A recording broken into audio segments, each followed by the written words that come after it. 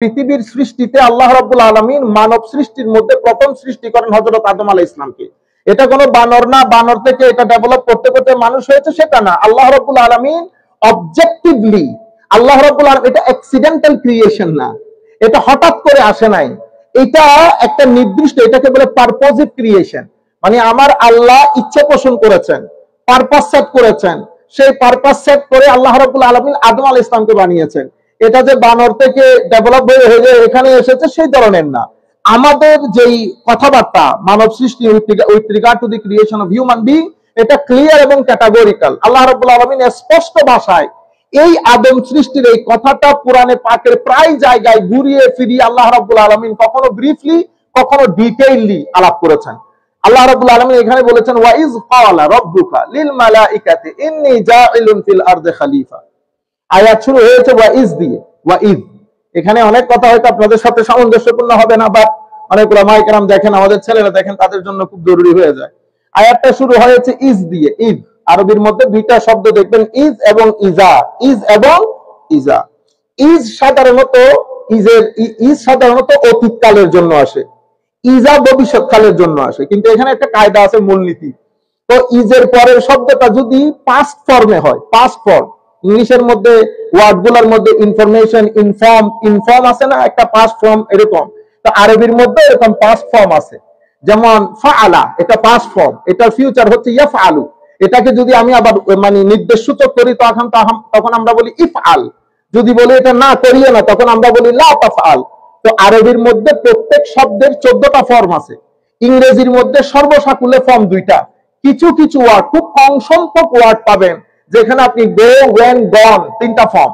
Otherwise mostly আরবি ইংলিশের মধ্যে 85 to 90% ওয়ার্ডের ফর্ম 2টা। ইডি লাগিয়ে ইনফর্ম, ইনফর্মড, বস অতীত হয়ে গেছে। তো আমাদের এখানে কিন্তু ফর্ম 14টা। ফাআলা, ফাআলা, ফাআলু, ফাআলাত, ফাআলাতা, ফাআলনা, ফাআলতা, ফাআলতুমা, ফাআলতুম, ফাআলতে, ফাআলতুমা, ফাআলতুন্না, ফাআলতু, ফাআলনা। এটা যারা মাদ্রাসায় পড়েছে তারা ভালো করে জানে। এটা 14টা ফর্ম।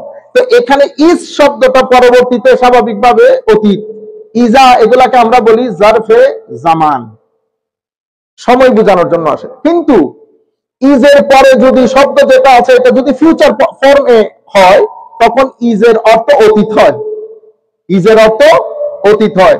আর ইজার পরের শব্দ যদি অতীত ফর্মে হয় তখন এটার অর্থ ভবিষ্যৎ হয়। যেমন ইজা জা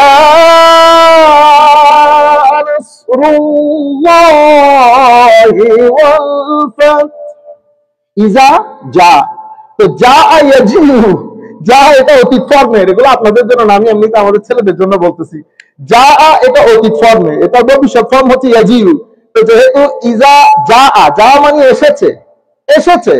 তো এখন কিন্তু আমি অর্থ করার সময় করতেছি আসবে। কেমনে করতেছি? হুজুর, কারণ যা আর আগের শব্দটা ইজা, ইজা স্বাভাবিক অর্থে ভবিষ্যৎ অর্থ দেয়, কিন্তু ইজার পরের শব্দ যদি কি হয়, অতীত হয়, এটার অর্থ কোথায় চলে যায়? ভবিষ্যৎ। তো ইজা যা নাসরুল্লাহ মানে যখন আল্লাহর সাহায্য আসবে, এসেছে না। ওলামায়ে কেরাম অনেক সময় বলেন হুজুর যা তো অতীত, না যা অতীত হলে ইজার কারণে এটা কি হয়ে যাবে? অর্থ আসবে। আচ্ছা, এটা একটা বিষয়। আরেকটা বিষয় হচ্ছে এটা শুরু হয়েছে ইজ দিয়ে। ইজ স্বাভাবিকভাবে ইসলামী আরবি গ্রামারের কায়দা এবং ইসতিলাহাতে আরবি, আরবি পরিভাষার কায়দা অনুযায়ী যখন ইজ দিয়ে কোনো আয়াত শুরু হয়, এখানে একটা শব্দ উজ্জ্ব থাকে, এটাকে বলে উযকুর। তাইলে ওয়া ইজ ক্বালা অর্থ কি হবে? হাবিব, স্মরণ করুন সেই সময়ের কথা যখন আপনার প্রতিপালক বলেছিল লিল মালাইকাতে, ফেরেশতাদেরকে। তাইলে এখানে আমার নবীকে অ্যাড্রেস করা হচ্ছে। এটা আমি সুন্নি বলে আমরা করতেছি না, যে কোনো মুফাসসির আপনি উঠান। আমি আপনাদেরকে তাফসীরের কিতাব থেকে বলতেছি, আমার প্রফেট থেকে বলার সুযোগ আছে?